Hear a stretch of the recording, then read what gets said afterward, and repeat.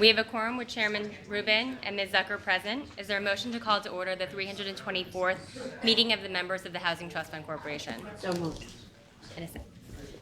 The first item on the agenda is the approval of the minutes of the meeting held on April 14th, 2016. If there are no questions or comments, the minutes are deemed approved.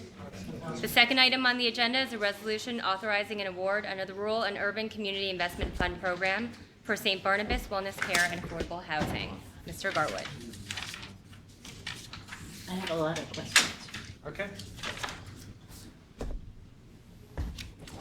St. Barnabas is an integrated mixed income or mixed use project in the Bronx. We just approved it at HFA.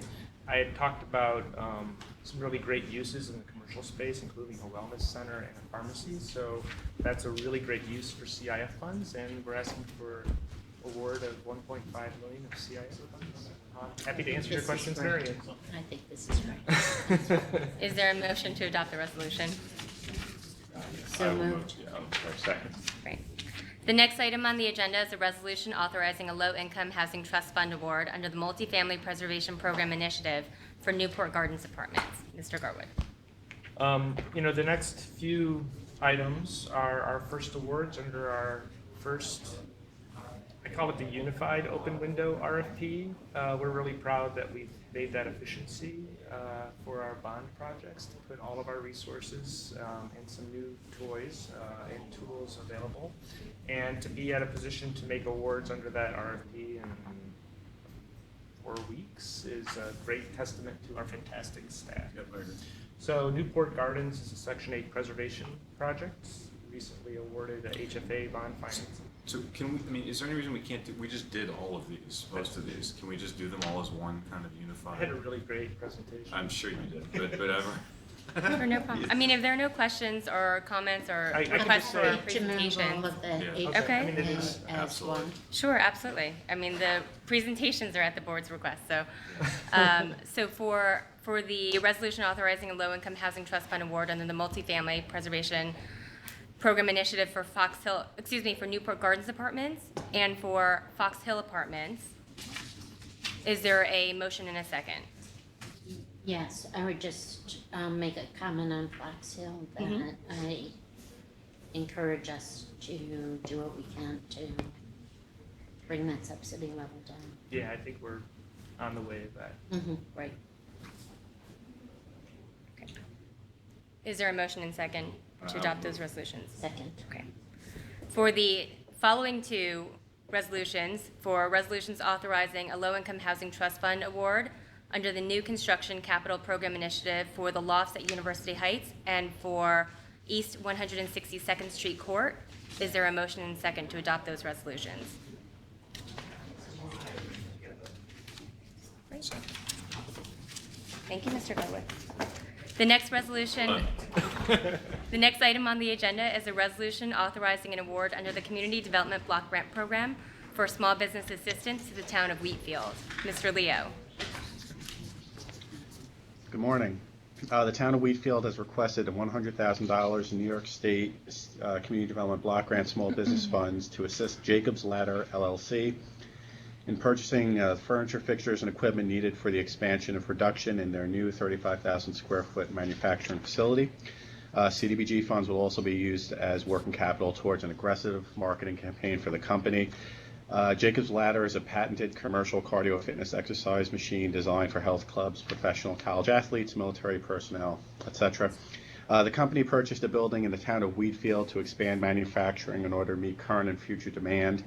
The town of Wheatfield is located in Niagara County, where recent job growth has been anemic.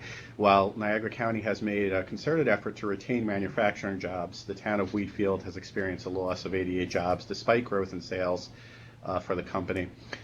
This project also promotes sustainability and further strengthens the community by utilizing and enhancing existing infrastructure. The proposed total project cost of $260,770 will create 15 full-time equivalent jobs over 2 years, with 13 of those jobs benefiting low to moderate income individuals. The CDBG funds will be again used for the purchase of furniture, fixtures, and equipment and working capital. The cost per job is $6,667, which is well below our maximum. Each dollar in state CDBG funds will leverage an additional $1.60 in private investment. The pay range for these jobs will be roughly $25,000 to $65,000.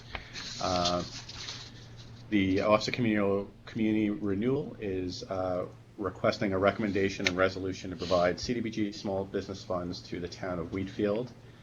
I'd be happy to answer any questions you may have on this project. This is another great project. I'm curious if you've tried a Jacob's ladder? We were Right commenting after on that. you We tasted used the this. chocolate from the last place. Right. And Davidson's Brewery. But yeah, we just use the stairs here at Hampton Plaza. But no, apparently it's a very popular product. It's been featured on NBC's Biggest Loser, which is probably the best advertising you can get. And this company looks like it has a bright future, and I think we're fortunate to be a part of this project. I think it's great. Well done. Is there a motion and a second? Second. The next item on the agenda is a resolution authorizing an award under the CDBG Program for Economic Development to Columbia County. Mr. Leo. Thank you. Columbia County has requested $375,000 in CDBG economic development funds to assist Hudson Valley Creamery in acquiring their currently leased production facility in the town of Livingston. Group Urial is the parent holding company and will provide the company just over $3.5 million in equity to fund the project. Urial has expressed the need to purchase fresh goat's milk to effectively price their products in domestic and international markets and to compete effectively in the U.S. For the last 3 years, Hudson Valley Creamery has been successfully importing frozen milk curd from overseas and processing them here into goat cheese products. Hudson Valley Creamery leases their current facility where they produce and package the artisanal cheeses. Once produced, the cheeses are marketed throughout the country and to European consumers. Hudson Valley Creamery anticipates that the addition of a new product line that will process the fresh milk will reduce their importing costs by allowing them to buy in bulk and enable the company to increase product recognition and gain market share in the United States. Hudson Valley Creamery, the local dairy production conversion project, is looking to exercise the lease option on their existing lease facility to reduce long-term costs. They'd like to fit out remaining vacant space to convert the processing plant for fresh milk processing, purchase new machinery and equipment for pasteurization, ripening, storage, and engineering and legal fees. The proposed total project cost of $4.3 million will create 25 full-time jobs over 2 years, with 17 of those jobs benefiting low to moderate income New Yorkers. The CDBG funds will again be used towards property acquisition, machinery, and equipment. The cost per job is $15,000, and each dollar in New York State CDBG funds will leverage an additional $10.71 in private investment. The OCR is seeking a recommendation and resolution to provide New York State CDBG economic development funds to Columbia County, and I'd be happy to answer any questions you might have on this project. I just say another great one, Chris. I love the idea that they're now going to use local milk, and you can think about the multiplier effects for the farmers in the immediate area instead of importing frozen milk. Another great project. I agree. Absolutely. Thank you. Thank you, Marion. Thank you, Jamie. Is there a motion and a second? So moved. Second. The last action item on the agenda is a resolution approving the secret documentation and classification of the environmental impact of 2 projects, St. Barnabas North and South and Niagara Gateway Apartments. Ms. Pittsburgh. Morning, everyone. I know you're really excited to talk about St. Barnabas again. So I won't get into the details other than I'm recommending an unlisted classification with a negative declaration for that project. We conducted that review on behalf of both HTFC and HFA. And then I also have Niagara Gateway, which is a really cool adaptive reuse in the city of Buffalo of the former Buffalo Milk Company building to create 53 residential units. And the construction will comply with the National Park standards, so they'll be able to take advantage of historic tax credits.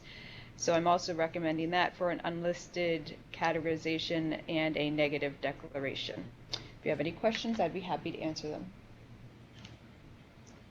Is there a motion? Sorry. Is there a motion and a second? So moved. Thanks for your work, Heather. Thank you, Heather. Remaining items are informational items. No board action is necessary. The next item is a review of the authorization of an award under the Rural and Urban Community Investment Fund Program.